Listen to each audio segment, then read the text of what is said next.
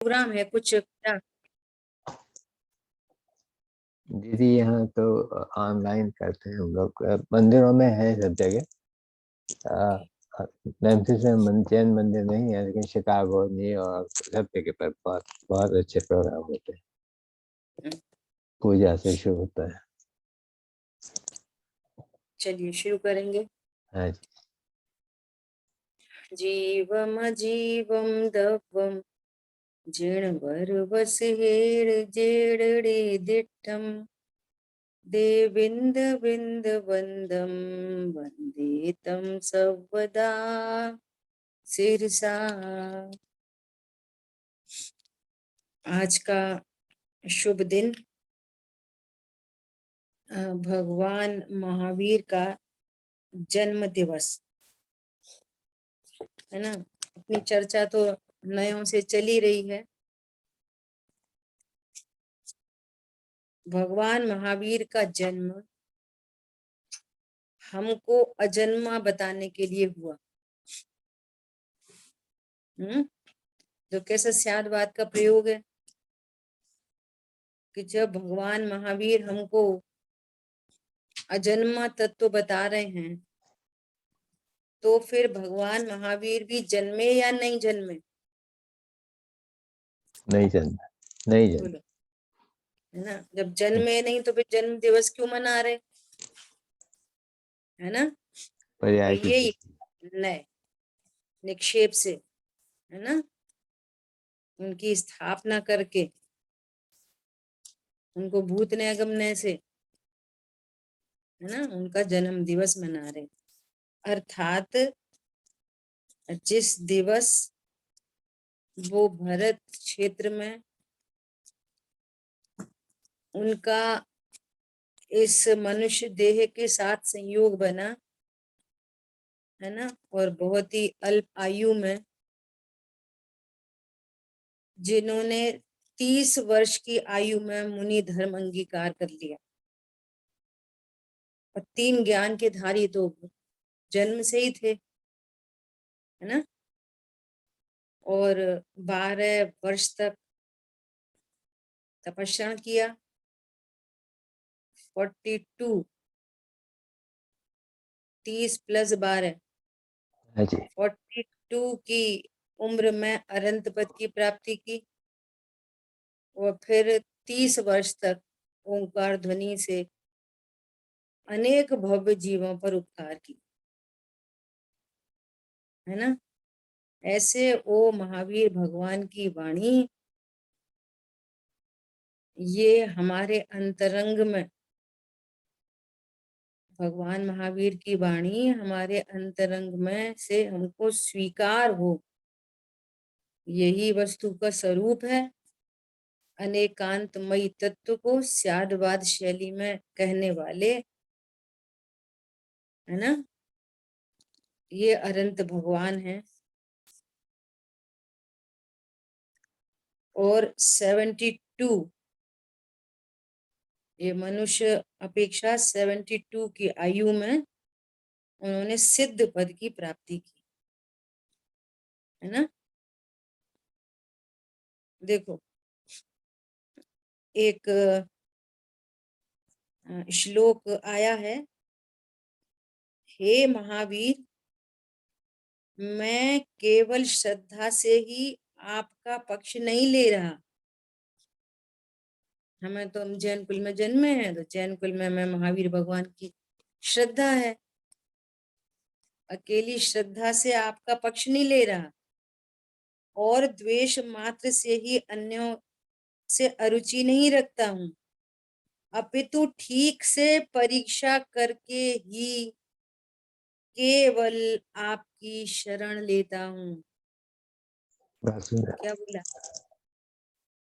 श्रद्धा के पक्ष से आपको नहीं मानता मैं, अकेली श्रद्धा से परीक्षा करके मैंने स्वीकार किया। परीक्षा अब इसमें प्रधान। इंडिकेट नहीं हो रहा, परंतु होगा तो ये समंत भद्राचार्य भगवान का श्लोक, है ना। और अन्यों से भी मैं द्वेष से अरुचि नहीं करता, हाँ जी। मुझे पता है वहां पर मेरा जो सुख रूपी जो प्रयोजन है, उस प्रयोजन की सिद्धि नहीं होगी। बस इतनी बात है। इसलिए मैं केवल आपकी शरण देता हूँ। बहुत सुंदर जी। कितनी बड़ी बात है ना। ये तत्व शाखाचार्य में जी। अब मुझे ये ख्याल में नहीं आ रहा।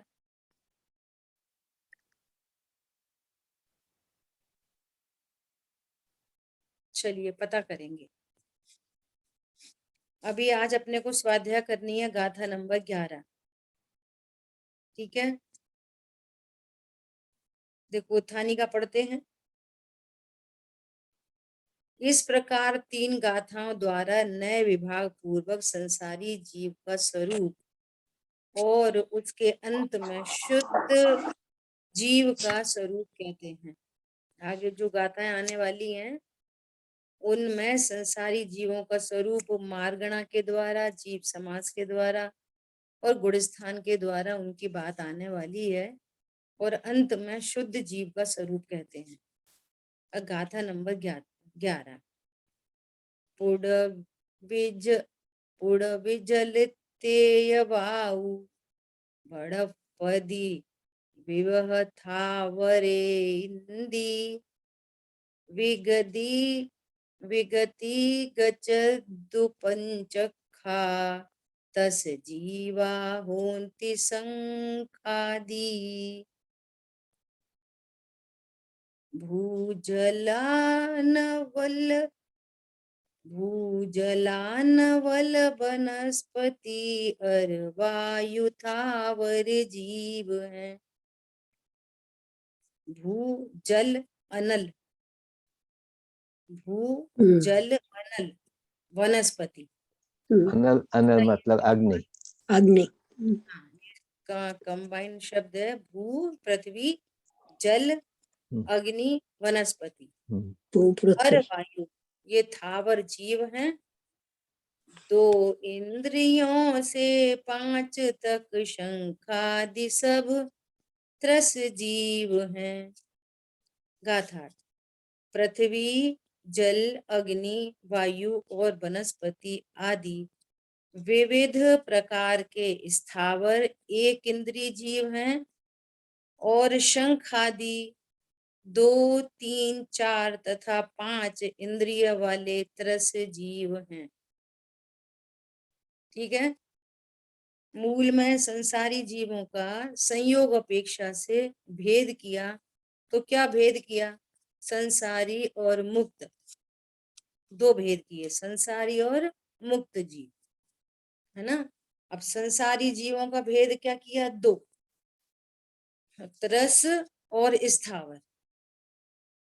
ठीक है। स्थावर कितने प्रकार के? 5 प्रकार के। पृथ्वी, जल, अग्नि, वायु और वनस्पति, ये स्थावर। और त्रस 2 इंद्री, 3 इंद्री, 4 इंद्री और 5 इंद्री, ये त्रस जीव कहलाते हैं।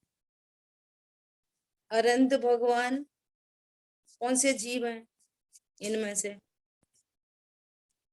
जीव है बस। संसारी त्रस। त्रस जीव है, त्रस। समझ आई बात? अनंत भगवान अभी अघाती कर्म का सद्भाव होने से, है ना, अभी संसारी कहला रहे हैं। देह में विराजमान होने से अभी वो जो संयोग अपेक्षा से जो बात चल रही है, तो इन भेदों के अंदर, त्रस और स्थावर के भेद के अंदर वे आएंगे कि नहीं आएंगे? आएंगे, आएंगे आएंगे। हर जीव किस भेद में आएंगे? कि त्रस है। अब हमें त्रस के नाम से कुछ और सेट है ना, तो सुनने में ही ऐसा, अनंत भगवान त्रस जीव है। हाँ, मनुष्य गति के जीव है। ठीक है। टीका। होन्ति आदि पदों की व्याख्या की जाती है। छदमस्त जीव अतीन्द्रिय। देखो, ये इस ग्रंथ की टीका की खूबसूरती है। क्या? कि पहले परमार्थ को रखते हैं, और फिर ये कंडीशंस क्यों बनी कि उस परमार्थ को न जानते हुए अब ये कंडीशन बन रही। अगर इन शॉर्ट बोले, भूल आपको। अब जो जो विषय चल रहा है वहीं से बात करते हैं ब्रह्मदेव सूरी जी, है ना। जैसे भोक्तृत्व की बात चलेगी तो अभोक्ता को रखते हुए बात करेंगे, कर्तृत्व की बात चलेगी तो कर्तृत्व अकर्तृत्व को रख के बात करेंगे, शरीर की बात चलेगी तो अशरीरी की तरफ से करके बात करेंगे, है ना। पिछली में समुद्घात की चर्चा चली, देह प्रमाण चली बात, तो अपने स्वरूप को न जानकर शरीर में ममता होने से, है ना। ये कंडीशंस क्यों बनी, उसका रहस्य यहाँ लिखा रहता है। देखो, छद्मस्त जीव अतीन्द्रिय अमूर्त निज परमात्म स्वभाव की अनुभूति से उत्पन्न सुख रूपी अमृत रस स्वभाव को प्राप्त न करता हुआ, ऐसी कंडीशन क्यों बन रही है त्रस्य स्थावर की, कि जो निज परमात्म तत्व है उसकी अनुभूति से जो सुख उत्पन्न होता है उसको प्राप्त नहीं करता हुआ, फिर क्या करता है, इंद्रिय सुख तुच्छ होने पर भी उसकी अभिलाषा करता है। क्या बोल रहे हैं, है स्वयं सुख स्वरूपी निज परमात्म स्वभाव की अनुभूति से रहित होने से अपने स्वरूप का सुखामृत नहीं लिया, विश्व में यही सुख स्वरूपी है, इसी के आश्रय से सुख उत्पन्न होता है, ऐसा न जानता हुआ, उसमें परिणति को स्थिर न करता हुआ, फिर क्या करता है। देखो, प्रति समय भगवान आत्मा विराजमान है, प्रति समय ज्ञान की पर्याय उत्पन्न हो रही है। ये ज्ञान जिस क्षण जिस समय स्वभाव का आश्रय करे उसी समय सुख की उत्पत्ति हो, लेकिन वो प्रत्येक पर्याय में स्वभाव से विमुख होकर इंद्रिय सुख को चाहता है, उसकी अभिलाषा करता है। और जबकि इंद्रिय सुख नाम की दुनिया में कोई चीज नहीं है। अब बहुत बार अपन चर्चा कर चुके हैं, इंद्रिय सुख नाम की इस विश्व में कोई चीज नहीं है, क्योंकि इंद्रियों के निमित्त से होने वाला दुख सुख, निमित्त निमित्त मतलब उन्होंने कुछ नहीं किया, उपस्थिति मात्र, हाँ जी, वो सुख जीव की ही पर्याय है। समझ में आ रही है बात। हाँ जी, लक्ष्य है उधर इंद्रियों का, लक्ष्य है उधर इंद्रिय के विषयभूत पदार्थ का, लेकिन उस समय भी जो मंद दुख है ना, वो सुख जैसा भाषित हो रहा है, वो आत्मा की पर्याय है। ये हाँ गजब जी, की बात है। इसलिए इंद्रिय सुख नाम की विश्व में कोई चीज ही नहीं होती है। अब क्यों फिर होती नहीं, तो क्यों कहा कि अतीन्द्रिय सुख के अभाव में। वर्सेस में इंद्रिय सुख रखना पड़ा। इंद्रिय सुख का ऑपोजिट कौन, अतीन्द्रिय सुख। तो अतीन्द्रिय सुख बताने के लिए उसको इंद्रिय सुख कहना पड़ता है। समझ में आई बात। बात समझ दीजिए, वो तो ब्रह्म है। हाँ, इंद्रिय सुख कुछ नहीं होता ऐसा। वो जो सुख है ना, जो जिसको इंद्रिय सुख कह रहे हैं, सुनना बहुत गंभीरता से, विवक्षा समझना क्या बात कही जा रही है। जिसको इंद्रिय सुख कह रहे हैं ना, वो भी अतीन्द्रिय है। क्या बोला, जिसको जिसको इंद्रिय इंद्रिय सुख कह रहे हैं कह वो रहे भी हैं ना, अतीन्द्रिय वो भी सुख है। वास्तव में अतीन्द्रिय है, लेकिन अब उसको ही अतीन्द्रिय कह देंगे तो स्वभाव के आशय से उत्पन्न होने वाले सुख को क्या कहेंगे। तो उसको अतीन्द्रिय बताने के लिए इसको इंद्रिय कह दिया है, ये भी अतीन्द्रिय। बात समझ दीजिए। हाँ जी, बोलो, और नहीं तो आप अनुभव करके देखो, जब अच्छा अच्छा लग रहा है तो वो अच्छा कैसा है? वो यदि इंद्रिय सुख होता तो स्पर्श रस गंध वर्ण मेड होता। वो विभाव परिणति भी आइसक्रीम खा के अच्छा लग रहा है, गुड फीलिंग आ रही है, तो गुड फीलिंग किस कलर की है? कैसा टेस्ट है उसका? कोई कैसी कलर गंध नहीं। है? अतीन्द्रिय है। अरे क्रोध अतीन्द्रिय है, तीव्र कषाय भी अतीन्द्रिय है, मंद कषाय भी अतीन्द्रिय है, और वीतरागता तो अतीन्द्रिय के नाम से प्रसिद्ध ही है। क्या बोला? वीतरागता तो अतीन्द्रिय के नाम से प्रसिद्ध ही है। हाँ जी, वो तो लेकिन है ही। डिफरेंस कैसे क्रिएट करें तीव्र कषाय मंद कषाय में और इस वीतरागता में? तो वीतरागता को अतीन्द्रिय कह दिया, और चूंकि उन तीव्र कषाय मंद कषाय में लक्ष्य इंद्रियों का है, इंद्रिय के विषयभूत पदार्थों का है, तो उसका नाम इंद्रिय सुख रख दिया व्यवहार से। और हम दो समझने लगे, सुख दो प्रकार के होते हैं, एक इंद्रिय और एक अतीन्द्रिय। बराबर। है एक ही प्रकार का। बोलो, ऐसे ही इंद्रिय ज्ञान और अतीन्द्रिय ज्ञान, वो इंद्रिय ज्ञान भी अतीन्द्रिय है भैया। वो इंद्रियों से नहीं होता, ज्ञेयों से नहीं होता, पर पदार्थों से नहीं होता ज्ञान। जो ज्ञान इंद्रियों का लक्ष्य करके उत्पन्न हो रहा है वो ज्ञान भी अतीन्द्रिय है। डिफरेंशिएशन के लिए उसको इंद्रिय और इसको अतीन्द्रिय कहते हैं। समझ में आ गई बात? तो ये अपने अतीन्द्रिय स्वरूप को नहीं जानकर इंद्रिय सुख तुच्छ होने पर भी उसको तुच्छ कह रहे हैं। और यहाँ तो कह रहे हैं कि वो इंद्रिय सुख है ही नहीं, तुच्छ होने पर भी उसकी अभिलाषा करता है, फिर उसमें आसक्त होकर, देखो कैसी बात हो गई, उसमें आसक्त होकर किसमें? इंद्रिय के विषयभूत पदार्थों में इंद्रिय सुख में। आसक्त होकर एक इंद्रिय आदि जीवों का घात कर।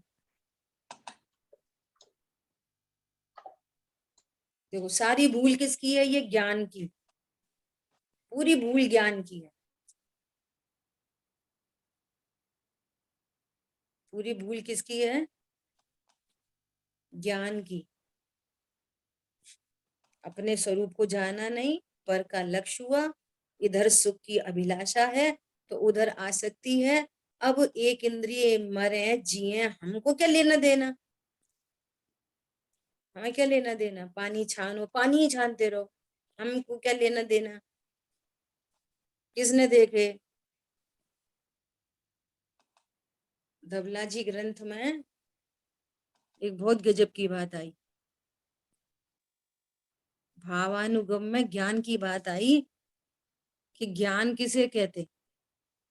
तो कह रहे हैं जिस ज्ञान से श्रद्धान हो उसको ज्ञान कहते। तो आचार्य भगवान ने बोला कि ज्ञान से ज्ञान होता, आप श्रद्धान को क्यों कह रहे हो? जिस ज्ञान से सच्चा श्रद्धान हो वो सही ज्ञान है। तो श्रद्धा की पर्याय दूसरी चीज है, ज्ञान की पर्याय दूसरी चीज है। तो वो कह रहे हैं हाँ ऐसा ही है। समझ आ रही बात? ऐसा ही है, ऐसा आचार्य देव ने कहा। कि हम जानते तो हैं तम्बाकू खाना बुरी बात है, ये तो जानते हैं। क्या जानते हो? फिर जानने पर श्रद्धान उदित होना चाहिए और आचरण होना चाहिए उस रूप। हे का हे रूप और उपाधे का उपाधेय रूप, उस ज्ञान को ज्ञान कहा जाता है। समझ आ रही है बात? ज्ञान हुआ हमको कि पानी में अनंत जीव राशि होती है, हमें ज्ञान हुआ, और फिर भी पानी नहीं छानने की प्रोसेस नहीं हो रही, क्यों? न श्रद्धान हुआ है ना। ऐसा ज्ञान क्या काम का जिसमें श्रद्धान भी नहीं और आचरण भी नहीं? और आचरण मतलब क्या? हे का हे रूप, गे का गे रूप, उपाधेय का उपाधेय रूप। उसका पालन। समझ में आ रही है बात? ये बहुत महत्वपूर्ण बिंदु है। सबको सब भगवान अनंत भगवान की जय जयकार करते हैं। आज महावीर भगवान की जन्म जयंती मना रहे हैं, नमोकार मंत्र बोलते हैं, और उन भगवान ने बताया कि पानी में जीव राशि है, तो उनके कथनों का श्रद्धान है कि नहीं? श्रद्धा है, समझ में आ रही बिल्कुल। बात? वो ज्ञान ज्ञान है। हमको किसी ने बताया कि इस वायर में करंट है, तो ऐसा जाना करंट है, और श्रद्धान हुआ, तो हे का हे रूप श्रद्धान हो गया। इसको टच करेंगे तो मरण को प्राप्त होंगे। इसमें करंट है इक्वल टू छूना नहीं। ये ज्ञान श्रद्धान आचरण तीनों हो गए। ठीक है। आचरण का अर्थ क्या लेना? आचरण का अर्थ क्या लेना? गे का गे रूप, उपाधेय का उपाधेय रूप, और हे का हे रूप, ये आचरण है। समझ आ गई बात? आचरण के नाम पे वो कुछ नहीं कि वो ये खा लिया, ये छोड़ दिया, ये धर लिया, उठा लिया, वो नहीं। वो तो इसका भी रिजल्ट है, कषायों के अभाव पूर्वक होता है। तो अब कितनी गजब की बात कह रहे हैं। गड़बड़ कहाँ से चालू हो गई? अपने निज भाव को नहीं जाना। परमात्म स्वभाव की अनुभूति से उत्पन्न होने वाला सुख को तो जाना नहीं, उसको तो प्राप्त किया नहीं, और सुख की अभिलाषा है। तो अब वो अभिलाषा कहाँ से पूरी हो? कि इंद्रिय और इंद्रिय के विषयभूत पदार्थ।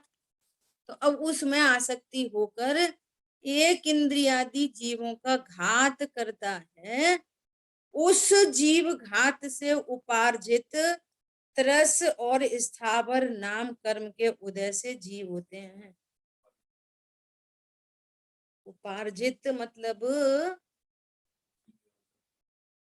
कमाया हुआ, जिससे कमाया। उससे उसने कमाया, नाम ऐसा पाया कर्म से। कमाया, उसने उपार्जन किया, धन का उपार्जन किया, अनाज का उपार्जन किया, है ना, कमाया, उत्पन्न किया। ऐसा क्या कह रहे हैं कि उधर आसक्ति हुई, अब एक इंद्रिय आदि जीवों का घात हुआ, और उस जीव घात से कर्म बंधा, है ना। देखो, मैं आत्मा नहीं, मैं तो शरीर हूं। मैं शरीर हूं तो इंद्रिया मेरी है, तो मैं इंद्रियों के माध्यम से पर पदार्थ को जानता हूं, भोगता हूं, है ना। तो पहली ये तो अज्ञान और मिथ्यात्व रूप ये भूल हुई। अब इसमें ही एक भाव उत्पन्न हुआ कि अब मेरे को तो ये खाना, ये पीना, ऐसा कर, यहाँ जाना, वहां जाना। अब उसमें एक इंद्रिय आदि जीवों का घात हो, है ना। तो मैं देह हूं, मैं इंद्रियों वाला हूं, इससे तो देह मिली। अब कैसे जीवों का घात हुआ, उस संबंधी उसको वो नाम कर्म का बंध हुआ। शरीर प्लस परिणाम, दो चीजें। ऐसे यहाँ पे मिथ्यात्व प्लस परिणाम। तो मोह से देह मिली, और कैसी देह मिली? जैसा भाव वैसी देह। ठीक है। ऐसा कैसे होते हैं नाम कर्म के उदय से जीव, कैसे होते हैं? तब कह रहे हैं पृथ्वी जल तेज वायु और वनस्पति ऐसे प्रकार के होते हैं। आगम में कहे हुए अपने अपने अनेक प्रकार के अवान्तर भेद सहित होते हैं। अब इन सब के भी बहुत सारे भेद हैं, अभी अपनी चर्चा आएगी, बहुत गजब की चर्चा है, बहुत महत्वपूर्ण, हमें व्यवस्थित ज्ञान हो, है ना। ये जो स्थावर जीव हैं, ये 5 प्रकार के, ये अगेन 2 प्रकार के होते हैं सब। सूक्ष्म बादर, सूक्ष्म बादर, सूक्ष्म बादर, सूक्ष्म बादर, है ना। ऐसा फिर अनेक प्रकार के अवान्तर भेद सहित है। स्थावर नाम कर्म के उदय से, स्थावर, देखो, स्थावर नाम कर्म के उदय से, स्थावर और एक इंद्रिय जाति नाम कर्म के उदय से स्पर्श इंद्रिय सहित एक इंद्रिय होते हैं। दो बातें हैं। स्थावर नाम कर्म के उदय में तो स्थावर, अब वो स्थावर में भी जाति कौन सी, एक इंद्रिय जाति की एक इंद्रिय में भी कौन सी जाति, स्पर्शन इंद्रिय वाले आदि आदि ऐसा लगाना है ना। तो इस प्रकार से एक इंद्रिय होते हैं, वे मात्र ऐसे स्थावर ही नहीं होते। स्थावर भी कैसे हैं, मात्र स्थावर नहीं, उनके वापस अगेन जातियां हैं। क्या क्या, 2, 3, 4 तथा 5 इंद्रिय वाले त्रस नाम कर्म के उदय से त्रस जीव भी होते हैं। अब देखो एक चर्चा आती है, स्थावर जीव किसे कहते हैं, जो एक स्थान पर खड़े रहते हैं, जो गमन नहीं करते। ऐसी परिभाषा नहीं है स्थावर जीवों की। हाँ जी, वायु जल ये तो गमन होता है। हाँ, आयु है, अग्नि हाँ है ना, जल है, ये गमन करते हैं। अरे वनस्पति वाले भी गमन करते हैं, सूक्ष्म जीव कहाँ कहाँ से घूमते रहते हैं उधर उधर। तो क्या परिभाषा है, स्थावर नाम कर्म के उदय से जो जीव होते हैं उनको स्थावर जीव कहते हैं, और त्रस नाम कर्म के उदय से त्रस जीव होते हैं। ठीक है, तो स्थावर जीव 5 प्रकार के, पृथ्वी जल तेज वायु और वनस्पति, और स्थावर जीव भी 2 इंद्री 3 इंद्री 4 इंद्री 5 इंद्री, क्या त्रस जीव 2, 3, 4 और 5, और 5 इंद्री जीव। धीरे निगोद के जीव इस वनस्पति में आएंगे कि? हाँ करेंगे चर्चा अपन आगे, सब आएगी चर्चा। निगोद जीव है ना, वो वनस्पति का भेद है। ठीक है, साधारण वनस्पति जीव फिर दो प्रकार की, साधारण और प्रत्येक। प्रत्येक फिर 2 प्रकार की, सप्रतिष्ठित अप्रतिष्ठित, है ना। तो जो साधारण है ना वो निगोद है, साधारण वनस्पति है वो ही निगोद जीव है। और जिसके आश्रय से और अनंत निगोद जीव रहते हैं, दूसरे जीव, है ना, उसको भी निगोद कहते हैं। आगे आगे आएगी चर्चा और, है ना। तो अभी क्या बोल रहे हैं, वे कैसे हैं, तो कह रहे हैं शंख आदि, स्पर्शन और रसना, इन 2 इंद्रिय वाले शंख, सीप, कृमि आदि 2 इंद्रिय जीव हैं। एक एक बढ़ती जाएगी। क्रम क्या है इंद्रियों का, स्पर्शन, रसना, घ्राण, चक्षु, कर्ण। तो इसी क्रम से इंद्री बढ़ती जाती है। एक इंद्री जीव को अकेला स्पर्शन, 2 इंद्री जीवों को स्पर्शन और रसना, है ना, और फिर 3 इंद्री को स्पर्शन रसना घ्राण, फिर 4 इंद्री को स्पर्शन रसना घ्राण चक्षु, 5 इंद्री को फिर कर्ण भी, ऐसे 5 इंद्री। और संगी पंचेंद्री वो तो छठवां मन, ऐसे 6 इंद्री। अब सुनना ध्यान से, गजब की बात क्या है कि उस जीव ने जैसा नाम कर्म बांधा वैसा तो उसको देह प्राप्त होगी, है ना। और उस संबंधी जो ज्ञान दर्शन का व्यापार, जो छायोपशमिक भाव अति अल्प, जब उसने नाम कर्म बांधा ना, तो अकेला नाम कर्म नहीं बांधा, 8 कर्म बंधे हैं। ज्ञानावणी कर्म का तीव्र बंध हुआ, तीव्रतम। तो ज्ञान का जो क्षयोपशम है उदय अधिक हो गया, तो क्षयोपशम घट गया कि बढ़ गया। ज्ञानावणी कर्म का तीव्र उदय होने पर क्षयोपशम घटेगा कि बढ़ेगा। तीव्र से नहीं, ज्ञान का उगार नहीं होगा, तीव्र घटेगा, बढ़े क्षयोपशम घट जाएगा। इतना इतना कम छायोपशम्य Please. ज्ञान अक्षर का अनंत भाव। हाँ जी। तो अब प्रकृति में ऐसी व्यवस्था है जिसके ज्ञान दर्शन का व्यापार अत्यंत अल्प है, तो उसको प्राकृतिक रूप से एक ही इंद्री मिलेगी। ऐसा अनेक सारे कॉम्बिनेशन है। समझ आ गई बात?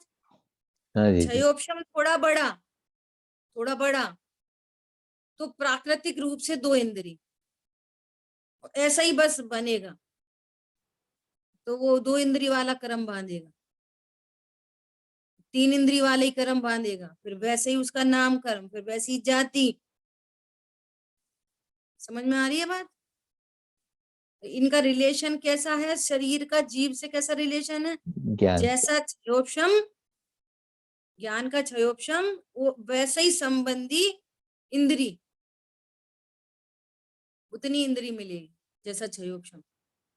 ज्ञान दर्शन और वीर का व्यापार वह वहीं पर वैसे ही मोहिनी में दर्शन मोहिनी चारित्र मोहिनी का भी तीव्रतम उदय, इतना तीव्रतम उदय कि ये जीव तत्व निर्णय करने की योग्यता ही से रहित है, उपदेश ही ग्रहण नहीं कर सकते, सुन समझ ही नहीं सकते। मिथ्यात्व का तीव्रतम उदय और चारित्र मोहिनी का भी तीव्रतम उदय होने से इनको तीव्र कषाय होती है। इन जीवों में तीव्र कषाय होती है। समझ में आ रही है बात? चारों प्रकार के घाती कर्मों का तीव्र बंध, और तीव्र बंध से उनके वैसे वैसे कार्य। मोहिनी का तीव्र उदय होगा दर्शन मोहिनी का, तो मिथ्यात्व महामिथ्यात्व होगा। वो चारित्र मोहिनी का तीव्र बंध हुआ हो तो उसके उदय में तीव्र कषाय होंगी। समझ में आ रही है बात? और हाँ हमें जी, तो वो कुछ नहीं, बेचारा ऐसे ही दिख रहा है, ऐसे ही वो शंख है तो वैसे ही पड़ा है, वो क्या क्रोध कर रहा है। तो हमको उनके शरीर सापेक्ष, चूंकि वैसी इंद्रियां नहीं है, वैसा व्यक्त नहीं कर सकते, तो व्यक्तता नहीं है, लेकिन ज्ञान श्रद्धा चारित्र की पर्याय वैसी उत्पन्न हो रही है। वो जीव है और जीव की पर्याय है ज्ञान श्रद्धा चारित्र। तो प्रति समय ज्ञान श्रद्धा चारित्र की पर्याय उत्पन्न हो रही कि नहीं हो रही? हो रही बोलो। है हर समय। हो रही है, हर समय हो रही है। फिर कैसी उत्पन्न होगी? ऐसा ही निमित्त नैमित्तिक संबंध है। तीव्र कर्म का तीव्र उदय, तो वहां जीव का वैसा भाव। ज्ञानावणी कर्म का तीव्र उदय, तो ज्ञान का एकदम मंद भाव। मोहिनी का तीव्र उदय, मिथ्या भाव। चारित्र मोहिनी का तीव्र उदय, तीव्र कषाय भाव। समझ में आ रही है बात? अंतराय कर्म का तीव्र उदय, तो दान लाभ भोग उपभोग कुछ नहीं हो पा रहा उनको। जितना हो पा रहा है खाना पीना आहार भय मैथुन परिग्रह संज्ञा, जितना क्षयोपशम है वीर्यान्तराय का, उतना उनको लाभ हो रहा है। और जितना तीव्र उदय है, वो बेचारी चींटी जैसे तैसे गई, उसको चीनी की स्मेल आई, उसके पास तक गई, उधर से कोई निकला, पैर पड़ गया, वो चीनी दूर जाके गिर गई, वहां तक गई, उसको मिल नहीं पाई, चीनी का टुकड़ा मिल नहीं पाया। समझ में आ रही है? कषाय पूरी है, आहार भय मैथुन परिग्रह संज्ञा पूरी पूरी है, बल्कि और तीव्र है, लेकिन वीर्यान्तरा कर्म का तीव्र उदय है, अंतरा कर्म का उदय तीव्र है। समझ में आया? हाँ जी। हुआ क्यों ऐसा सब कुछ? ऐसा सब कुछ क्यों हुआ? सबसे पहली लाइन, अतीन्द्रिय अमूर्त निज परमात्म स्वभाव की अनुभूति से उत्पन्न सुख रूपी अमृत रस स्वभाव को प्राप्त न करता हो। स्वयं ही ज्ञान स्वरूपी है, स्वयं ही भगवान आत्मा है। स्वरूप को नहीं जाना, बस यही भूल है, ये भूल है। फिर आसक्त हुआ, एक इंद्रिय आदि का घात हुआ, फिर इसने नाम कर्म का उपार्जन किया, फिर वैसी वैसी कंडीशन बनी। ठीक है। स्पर्शन, रसना, घ्राण और चक्षु, ये 4 इंद्रिय वाले डांस, मच्छर, मक्खी, भौरा आदि चतुरिंद्रिय जीव। स्पर्शन, रसना, घ्राण, चक्षु और श्रोतेंद्रिय 5 इंद्रिय वाले मनुष्य पंचेंद्रिय जीव हैं। अब देखो, ये जीव हर समय तो इनको राग द्वेष की उत्पत्ति हो ही रही है हर समय, लेकिन वो क्या कर सकते हैं? चींटी है और उधर जाके चीनी गिर गई दूर जाके, अब वो क्या कर सकती है?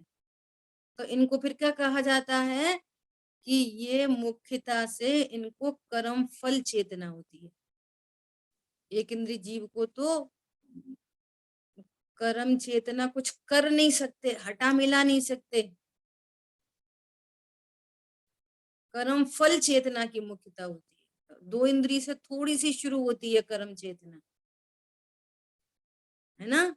और ये संघी पंचेंद्रिय जो जीव हैं, चाहे वो मनुष्य हो, चाहे नरक गति के हो, चाहे त्रियंच गति के, चाहे देव गति के, इन जीवों में ये सामर्थ्य होती है कि ये कर्म चेतना और कर्म फल चेतना को गौड़ करते हुए ज्ञान चेतना रूप परिणमन कर सकते हैं।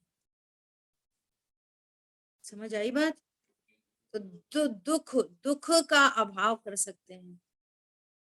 कर्म चेतना, कर्म फल चेतना दुख रूप भाव है। कर्म चेतना में कर्तृत्व की मुख्यता है। ऐसा करूं, इसको मारूं, इसको अभी जरा से उसी चींटी पे हाथ लग जाए तो वो काट लेगी चींटी, अपने सुरक्षा के लिए क्या करेगी? काट लेगी। तीव्र कषाय उत्पन्न होती है, ये कर्म चेतना। और नहीं तो दुख को भोगते हैं तो कर्म फल चेतना। उनकी चेतना कहाँ पर लगी हुई है? या तो कर्म में या कर्म के फल में। और ये काम अनादि से चला आ रहा है। और कितनी बार संगी पंचेंद्रिय हुआ, कितनी बार त्रस हुआ, कितनी बार स्थावर हुआ, परंतु बस ये काम नहीं किया। निज परम तत्व की अनुभूति से उस परम सुख का भोग नहीं किया, इसलिए इंद्रिय के विषयों में आसक्ति रही। समझ आ रही बात? सारांश क्या है? देखो, सारांश यह है कि विशुद्ध ज्ञान दर्शन स्वभावी निज परमात्मा के स्वरूप की भावना से उत्पन्न पारमार्थिक सुख को प्राप्त न करते हुए इंद्रिय सुख में आसक्त जीव एक इंद्रियादि जीवों का वध करके त्रस और स्थावर होते हैं। इस प्रकार पूर्व में कहा है, अतः त्रस और स्थावर में उत्पत्ति न हो उसके लिए क्या करना चाहिए? परमात्मा में भावना करना चाहिए। क्या करना चाहिए? निज परमात्म तत्व में भावना करनी चाहिए। अब कैसे करेंगे भावना? बोलो, निज परमात्म तत्व की भावना कैसे करेंगे? स्वरूप को जान के, स्वरूप को जानना। हाँ, स्वरूप को जानकर ही भावना हो सकती है। जानेंगे नहीं तो भावना नहीं हो सकती। समझ में आया? यदि जानेंगे नहीं तो भावना नहीं हो सकती। कल तो दीदी तुम्हें बताता ही, पूजा मतलब क्या? पूजा मतलब अपने अपने स्वरूप की महिमा। पूजा मतलब स्वरूप स्वरूप को को जानना। जानना। पूजा मतलब स्वरूप को जानना। पूजा 2 प्रकार की होती है, एक निश्चय पूजा, एक व्यवहार पूजा। तो व्यवहार पूजा देवशास्त्र गुरु की पूजा। देवशास्त्र गुरु की पूजा कैसे करेंगे? पहले तो करेगा कौन? पूजक कौन है? पूजक ज्ञान की पर्याय है पूजा। हाँ, ज्ञान करता है पूजा। और पूज्य कौन? व्यवहार से पूज्य कौन? कि देवशास्त्र गुरु। अब पूजा मतलब क्या? तो जिनवाणी में लिखा है उसको गा गा के बोल दो, वो पूजा हो गई। नहीं नहीं, देव शास्त्र गुरु के स्वरूप को जानना वो पूजा है।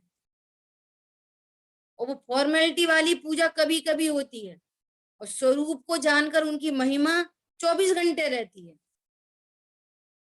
और उसका फल है कि आपको 24 घंटे में कभी भी ग्रहित मिथ्यात्व का बंध नहीं होगा, यदि उनका स्वरूप एकदम ज्ञान में क्रिस्टल क्लियर है। जैसा अभी अपन ने ये पढ़ा श्लोक का अर्थ कि मैं आपको अकेली श्रद्धा से नहीं, जैन कुल में जैन कुल अपेक्षा से नहीं, परीक्षा करके मैं केवल आपके ही पक्ष में हूं।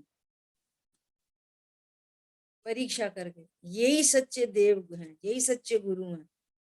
हमारे शास्त्र ऐसे ही होते हैं, राग के पोषक नहीं होते, वीतरागता के पोषक होते हैं।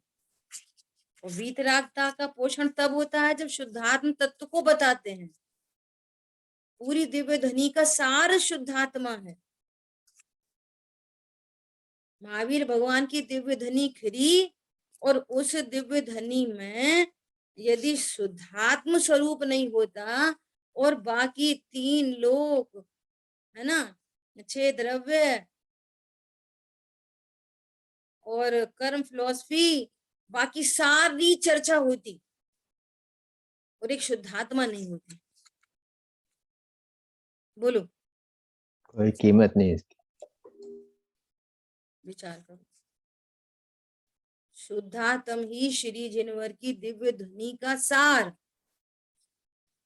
अहो अनुभव आनंदित हूं, सहज नमन अविकार। तो पूजा किसको कहना? पूजा स्वरूप को जानना। देवशास्त्र गुरु के स्वरूप को जाना तो पूजा हुई, और पूजा का फल है ग्रहित मिथ्यात्व का नाश। और ऐसे ही निश्चय पूजा, और निश्चय पूज्य है शुद्धात्मा। तो शुद्धात्मा का ज्ञान, उसका बराबर द्रव्य गुण प्रयास से बराबर निर्णय, और निर्णय होने पर वो जो निर्णय हुआ वो पूजा, और उसका फल क्या हुआ? अग्रहित का नाश। उसको यहाँ पर कह रहे हैं कि परमात्मा में भावना करनी चाहिए। ये भावना अकेली मंद कषाय नहीं, शुद्धात्म स्वरूप को जानकर आनंद प्रकट हुआ, उसका नाम भावना है। मुझे शुद्धात्मा को जानना है, मेरी हमारी तो बहुत भावना है, एक बार सम्यक दर्शन हो जाए, हमारी बहुत भावना है। ये भावना नहीं, ये बहुत इंपॉर्टेंट बात है।